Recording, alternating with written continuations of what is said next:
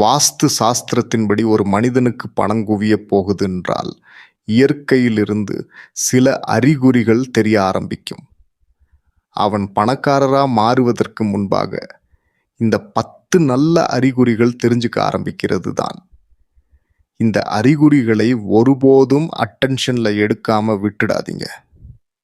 ஏன்னா இது உங்க வாழ்க்கையில பெரிய மாற்றமும் சந்தோஷமான முன்னேற்றமும் வரப்போகுதுன்னு சொல்றது. அதே நேரம் மகாலட்சுமியும் உங்க வீடு தேடி வரப்போறாங்கன்னு இந்த அறிகுறிகள் உணர்த்தும். 1வது அறிகுறி கருந்தேணிகள் வர்றது. உங்க வீட்டுக்குள்ள யாரும் எதிர்பார்க்காம கருந்தேணிகள் லைன்ல வந்து சாப்பாடு பொருட்கள் மேல ஏற ஆரம்பிச்சா அதுல பெரிய அர்த்தம் இருக்கு. அது மகாலட்சுமி வீட்டுக்குள்ள வந்துட்டாங்கன்னு அர்த்தம். இது வீட்டில் பணம் வரப்போறதுக்கான நிச்சயமான அறிகுறி. குறிப்பாக வீட்டில் திடீரென கருந்தேணிகள் தோன்றுவது. பெரும்பாலும் இதை பலரும் பயம் கொண்டு பார்ப்பார்கள். ஆனால் இதற்கு பின்னால் ஒரு ஆழமான ஆன்மீக அர்த்தம் உள்ளது. கருந்தேணிகள் என்பது மகாலட்சுமியின் வருகையை குறிக்கும் ஒரு சின்னமாக கருதப்படுகிறது.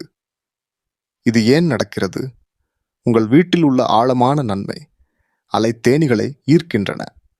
அது வீடு புண்ணியமான இடமாக மாறியுள்ளது என்பதையும் அந்த வீட்டில் வசிப்பவர்கள் கடவுளின் பார்வையில் இருப்பதையும் குறிக்கிறது. குறிப்பாக பசுமை நிறம் அல்லது கருநிற தேனீகள் கூட்டமாக வந்து வீட்டில் சுற்றி கொண்டிருந்தால் அது செல்வ பாக்கியம் வரப்போகும் ஒரு நிச்சயமான அடையாளம் என்று அர்த்தம். இது போன்ற தேனீகளின் வருகை உங்கள் வாழ்க்கையில் ஒரு புதிய திருப்பமாக அமையலாம். இதை நேர்மறையாக ஏற்றுக்கொண்டு நன்றி கூறுங்கள். இது செல்வம் மட்டுமல்ல, ஆனந்தமும் அமைதியும் தரும் ஒரு தெய்வீக சிக்னல். 2வது அறிகுறி சங்கு ஒலி கேட்பது. காலையில தூங்கி எழுந்த உடனே சங்கு ஒலி கேட்டா அது வாழ்க்கையில நல்ல மாற்றம் வரப்போறதுக்கான அர்த்தம். இந்த சிக்னல் சொல்றது உங்க கஷ்டமான காலம் இப்போ நல்ல காலமா மாறப்போகுது. கூடவே உங்க வாழ்க்கையில ஒரு பெரிய அச்சீவ்மெண்ட் கிடைக்க போகுது என்று அர்த்தம். குறிப்பாக தொலைவில் ஒரு மென்மையான சங்கோலி உங்கள் காதில் விழுகிறது. இதை பலரும் சாதாரணமாக பார்ப்பார்கள். ஆனால் இது ஒரு தீர்க்கமான ஆன்மீக சிக்னல். பண்டைய காலங்களில் சங்கம் என்பது தெய்வீக ஒலியாக கருதப்பட்டது. சங்கோலி கேட்பது என்பது ஒரு தூய அலைவரிசையை உருவாக்குகிறது. அந்த அலை உங்கள் மனத்தையும் வீட்டு வளமும் தூய்மையாக்குகிறது.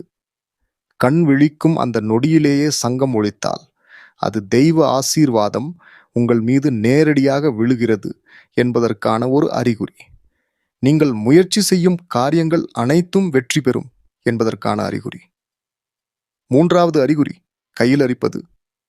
ஜோதிட நம்பிக்கைகள் படி ஆண்களுக்கு வலது கை, பெண்களுக்கு இடது கை அரிப்பு. குறிப்பாக நீங்கள் கவனித்திருக்கிறீர்களா? ஒரு சில நேரங்களில் காரணமின்றி கையில் அரிப்பு ஏற்படுகிறது. இந்த அரிப்பு சும்மா உடல்நிலைக்கு மட்டுமல்ல, சில சமயங்களில் இது ஜோதிட ரீதியான ஒரு குறியாகவும் கருதப்படுகிறது. ஆண்களுக்கு வலது கை அரித்தால் அதாவது அவருக்கு பணவரவு இருக்கலாம், யாராவது பணம் தரலாம் அல்லது ஒரு நல்ல வாய்ப்பு காத்திருக்கிறது என்று அர்த்தம். பெண்களுக்கு இடது கை அரித்தால் அவர்களுக்கும் அதேபோல் பொருளாதார ரீதியான லாபம், புதிய சந்தோஷ செய்தி அல்லது ஆசையுடன் எதிர்பார்த்த விஷயம் நிச்சயம் கிடைக்கும். 4வது அறிகுறி சில்லறை பணம் கிடைப்பது. காலையில வீட்டு வெளியில சில்லறை பணம் கிடைச்சா அது பணம் வரப்போகுதுன்னு அர்த்தம். குறிப்பாக சிலரை பணத்தை பார்த்த உடனே சிலர் அதை எடுத்து வைத்துக் கொள்வார்கள், சிலர் அதை தவிர்த்து விடுவார்கள். ஆனால் நம் பண்டைய நம்பிக்கைகளில் இதற்கு ஒரு தெய்வீக அர்த்தம் இருக்கிறது. சில்லறை பணம் ஆன்மீக ரீதியான சிக்னல். இது மகாலட்சுமியின் சின்னம் என்று கருதப்படுகிறது. காலையில் அதுவும் வீட்டின் வாசலில் இந்த நாணயத்தை பார்க்கிறீர்கள் என்றால் அது பணப்புழக்கம் உங்கள் வீட்டில் வரப்போகிறது என்பதற்கான அடையாளம். அதே மாதிரி உடை அணியும் பொழுது, இல்லை என்றால் கழற்றும் பொழுது பாக்கெட்டிலிருந்து பணம் விழுந்தாலும் அது கூட பணம் வருகையை குறிக்கும். 5வது அறிகுறி துளசி செடி பசுமையாக வளர்வது உங்கள் வீட்டில் செல்வம் செழிக்க தொடங்கிய சின்னம். துளசி ஒரு தெய்வீக மூலிகை. அது வளர்ந்து அழகாக பசுமையாக இருக்கும் வீடுகளில் செல்வம் அதிகமாக சேரும். குறிப்பாக துளசி செடி உங்கள் வீட்டில் ஆரோக்கியமாக வளர்ந்தால் அது மகாலட்சுமி வீட்டில் வாசம் செய்கிறாள் என்பதற்கான நிச்சயமான அடையாளம். 6வது அறிகுறி வீடு துடைப்பம் மற்றும் மகாலட்சுமி தொடர்பு. வீட்டை சுத்தம் செய்கிற துடைப்பம் மகாலட்சுமியோட நெருக்கமான தொடர்பு உள்ளது. காலையில் யாராவது துடைப்பம் போடுறத பார்த்தீங்கன்னா எல்லா துன்பங்களும் விலக போகுது அப்படின்ற அர்த்தம். குறிப்பாக தூய்மை என்பது ஆன்மீகத்தில் ஒரு சக்தியாகவே பார்க்கப்படுகிறது. வீட்டை தினமும் காலையும் சாயங்காலமும் துடைப்பது. மகாலட்சுமி தூய்மையை விரும்பும் தேவி வீடு சுத்தமாக ஒழுங்காக இருந்தால் செல்வம் பணம் தானாகவே வந்து குவியும். வீடு தூய்மை இல்லை என்றால் அதுவே மன அழுத்தத்தை உருவாக்கும். மன அமைதி கெடும். அதுவே பணத்தையும் விரட்டும். அதாவது தூய்மை இல்லாத இடத்தில் செல்வம் தங்காது. தூய்மை இருக்கும் இடத்துல மகாலட்சுமி தானாக வந்து சேரும். 7வது அறிகுறி பசு வாசலுக்கு வருவது. காலையில் வீட்டு வாசல் கிட்ட ஒரு பசு வந்தா அதை கடவுளின் ஆசீர்வாதம்னு எடுத்துக்கணும். அந்த பசுவுக்கு ஒரு ரொட்டி இல்லைன்னா கீரை மாதிரியான சாப்பாடு கொடுத்து அனுப்பணும். இது மகாலட்சுமி நேராக உங்கள் வாசலுக்கு வந்துட்டாங்கன்னு அர்த்தம். குறிப்பாக பசு வீட்டுக்கு வருவது பணவரவுக்கான புனித சின்னம். பசு என்பது கோமாதான், அதாவது புனித தேவதையாக பார்க்கப்படுகிறது.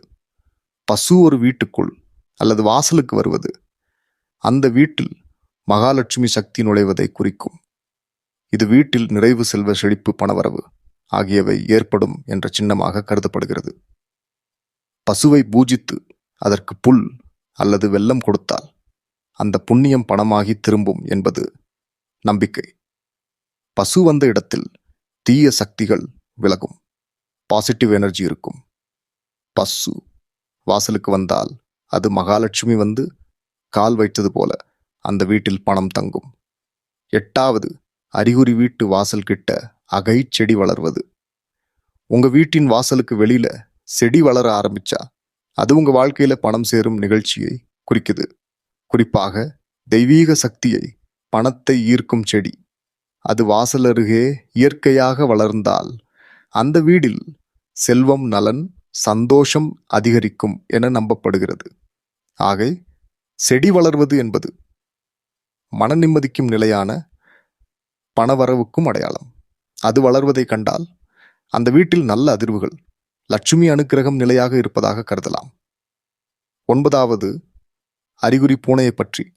உங்க வீட்டில் பூனை குட்டிகள் பிறந்தால் அது ஒரு நல்ல அறிகுறி. குறிப்பாக உங்கள் வீட்டில் பூனை குட்டிகள் பிறந்தால் அது மகாலட்சுமியின் பாதம் பட்டது போல நன்மையின் அறிகுறியாக நம்பப்படுகிறது. இது அந்த வீட்டில் பாதுகாப்பும் பாசமும் நிறைந்திருக்கிறது என்பதையும், செல்வம், சந்தோஷம், பாக்கியம் நுழைவதற்கான சின்னம் என்றும் கருதப்படுகிறது. சிலர் இது புது பிறவியின் ஆரம்பம் எனவும், வீட்டில் வாழும் சக்திகளுக்கு நல்ல மாற்றம் வரும் எனவும் நம்புகின்றனர். பூனை குட்டிகள் பிறந்த வீடு பாசம், பூரிப்பு, பாக்கிய வரவேற்பு. அது மகாலட்சுமி வீட்டில் தங்கும் அறிகுறி என்றும், வாழ்க்கையில் ஒரு நல்ல மாறுதல் வரும் என்றும் சொல்லப்படுகிறது. அதே நேரம் மாடியில ஏதாவது விலை உயர்ந்த பொருட்கள் விழுந்தாலோ, பறவைகள் மாடியில் விலைமிக்க பொருட்களை வீசினாலோ அதுவும் பணவரவுக்கான சின்னம்தான்.